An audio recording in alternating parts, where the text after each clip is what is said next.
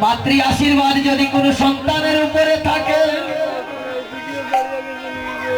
आमरा विभिन्न भावे विभिन्न कारणे मायेर चरणे कत अपराध करी माके मंद बोली माके निंदा करी आर सेई मा यदि सन्तानके आशीर्वाद करे ए जीवने जे सन्तानेर मातृभक्ति आछे मातृ आशीर्वाद जे सन्तानेर उपरे आछे सन्तान जे कत ऊपरे जाए गो मा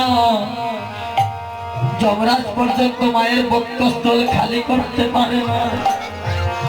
দেখবেন আমরা যখন বাড়ি থেকে যাই অনেক সময় মা কনিষ্ঠ আঙ্গুলে কামড় দিয়ে চরণের দুলা মস্তকে দেয়, আঘাত করে মা আশীর্বাদ করে। আমি যে আঘাত করলাম এর চাইতে বড় আঘাত যে বাবার সন্তানের উপরে আসে না।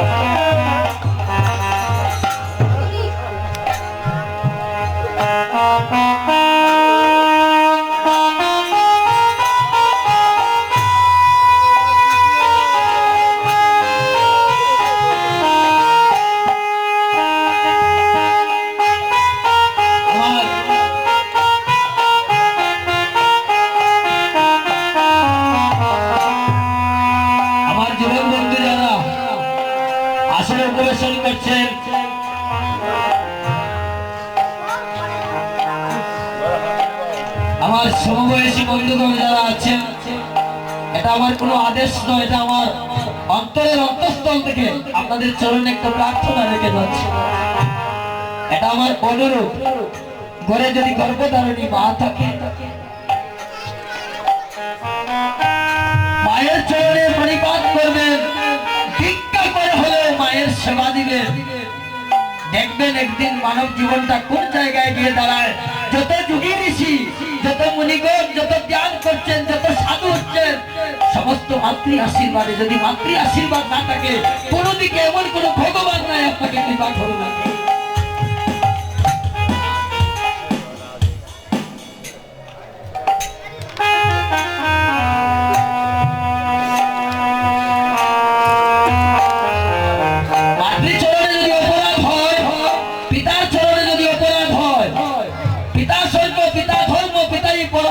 পিতারি প্রতিভা পড়লে প্রিয়ন্তে সর্বদেবতা। আর যার গর্ভ সিন্ধুকে 10 মাস 10 দিন থেকে এই জগতের আলোকে দেখতে পেয়েছি, সেই পিতামাতাকে যদি শ্রদ্ধা না করে, ভক্তি না করে, কীর্তনের জায়গায় কর্তন হবে, কীর্তন শুনে কোনো লাভ হবে না। কোটি বছর পরে যদি হরিনামের সংকীর্তন তথাপি না পাবো সেই গজেন্দ্র আনন্দ। মায়ের চরণে প্রণাম করবো, প্রার্থনা করবো, মাকে সেবা দেবো, বাবাকে সেবা দেবো, এটাই কীর্তন। কীর্তন সার্থক হবে কীর্তন যদি হৃদয়ে হৃদয়ঙ্গম হয়, হৃদয়ে যদি বেজে যায়। হৃদয় গৌর হরি বল, হরি বল। আমার একজন দাদা কৃপেশ পাল মহোদয় শরৎপুর নিবাসী, আরেকজন ভাই এসেছিল কবিরাজি থেকে অরুণ মালাকার। আমার আরেকজন দাদা আমাকে অর্থ দিয়ে পুরস্কৃত করলেন, তারা দুইজন অর্থ দিলেন। যারা যারা আমাকে টাকা দিচ্ছেন, আমার সুন্দর থেকে আগত দীপু দর মহোদয়, আমার এলাকার মেম্বার উনি, উনি আমাকে পুরস্কৃত করলেন টাকা দিয়ে। আমি মহাপ্রভুর চরণে এই বৃন্দাবন লীলায় গোবিন্দের ঘরে আসার পূর্বে আমি শ্রী গোবিন্দের চরণে প্রার্থনা করে যারা যারা অর্থ দিলেন আপনাদের মাতৃদেবী যেন ভগবত চরণে যেন গতি হয়, এই টাকাটা আমি রাধা গোবিন্দের সেবায় দেব, দিয়ে গোবিন্দ চরণে প্রার্থনা করব যেন রাধা গোবিন্দ কৃপা করে যেন ওনাদের ভগবত চরণে যেন গতি হয়ে যায়।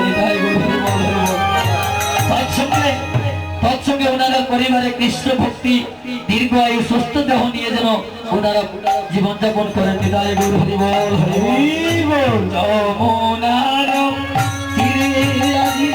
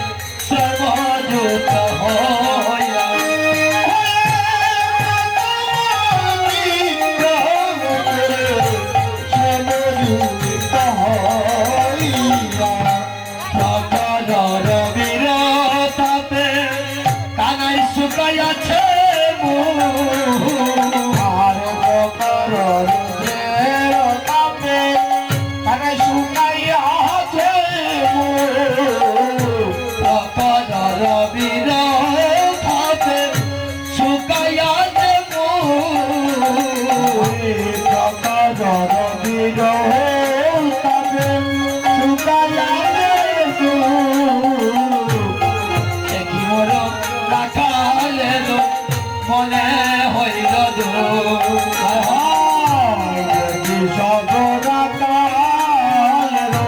মনে হইল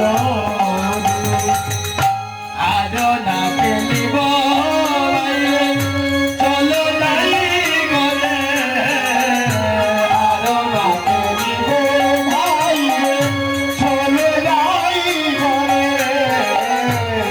আরো না পেলিব ভাই চলো নাই গলে আরো না পেলিব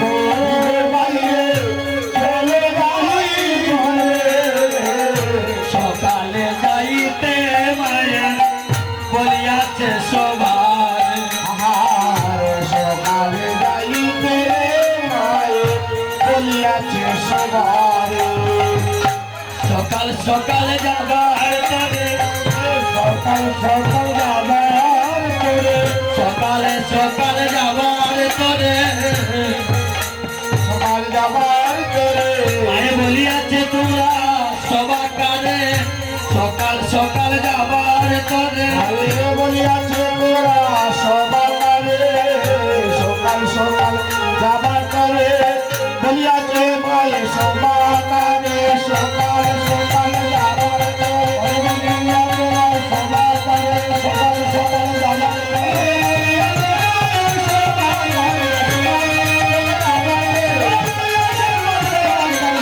সকাল সকাল যাবার তরে দাদাই বলছে ও ভাই ও দাদা ও রাখালগঞ্জ আজ সকালবেলা আমার মা যশোমতী তোমাদের কাছে দিয়েছিলেন আর অনুনয় বিনয় করে বলেছিলেন সকাল সকাল যেন আমরা ঘরে ফিরে আসি।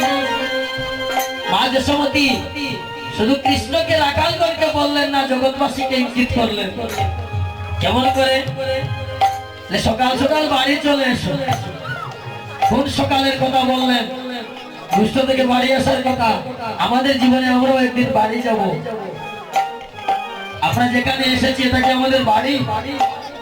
এই ইট পাথরে তৈরি করা ঘর, বাড়ির সবকিছু থাকবে, একদিন থাকবো না, আমাকে বাড়ি যেতে হবে। তাই গোবিন্দের লীলায় মা যশোমতী জগৎবাসীকে ইঙ্গিত করলেন যেন সকাল সকাল করে চলে এসে। অর্থাৎ 16-32 মধ্যে এই দেহে যৌবন থাকিতে গোবিন্দ নাম স্মরণে আসো, ঘরে আসো, ভগবানের চরণে আত্মসমর্পণ করো। কারণ সকাল সকাল করে এসো, সকাল সকাল করে এসো, সকাল সকাল করে এসো, সকাল সকাল করে এসো, সকালে কৃষ্ণ বদন হবে না, সকালে সকালে এসো, সকালে কৃষ্ণ ভজন হবে না, সকালে সকালে এসো, সকালে